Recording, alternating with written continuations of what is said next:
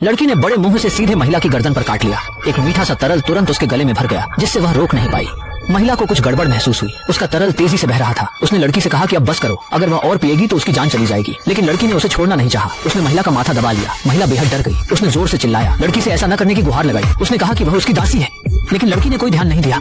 उसने महिला की गर्दन को कसकर थाम लिया। महिला संघर्ष करती रही। पीछे खड़ी लड़की ने अपना चेहरा दूर नहीं किया। जब लड़की का पिता वहां पहुंचा तो देखा कि जमीन पर एक महिला की शव थी। उसका चेहरा पीला हो गया और उसके शरीर में कोई तरल नहीं बचा था।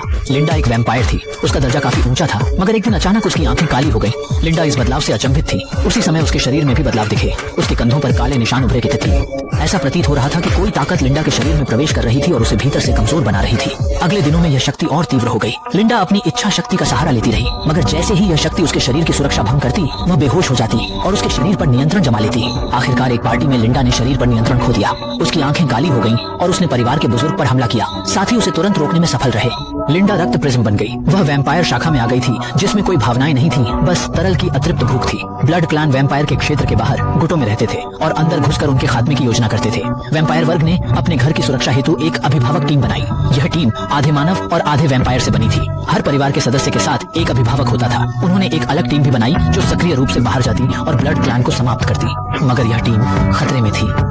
लड़की ने डर से आगे की ओर देखा। उन्होंने ब्लड क्लान के राक्षस का सामना किया, जो सीधे उनकी ओर दौड़ आया। आसपास के साथी ने तुरंत अपना जादू का कौशल उपयोग किया। एक गर्म लपट बाहर निकलते हुए उस राक्षस को रोक दिया। आदमी जॉन जोर से चिल्लाया, सभी को तुरंत वापस लौटने को कहा। सामने सामान्य ब्लड क्लान नहीं बल्कि अभिभावक टीम के पूर्व लापता सदस्य थे। यह अनुमान नहीं लगाया जा सकता था कि उन्हें बदल दिया गया था। जॉन ने फिर से सभी को जल्दी से वापस जाने को कहा। उसका जादू लगभग समाप्त हो चुका था और वह ज्यादा देर तक नहीं टिक पाएगा। उसने लीजा को खींचकर वापस बुलाया। लीजा ने जोर से चिल्लाया। जॉन को भी वहाँ से जल्दी जाने को कहा।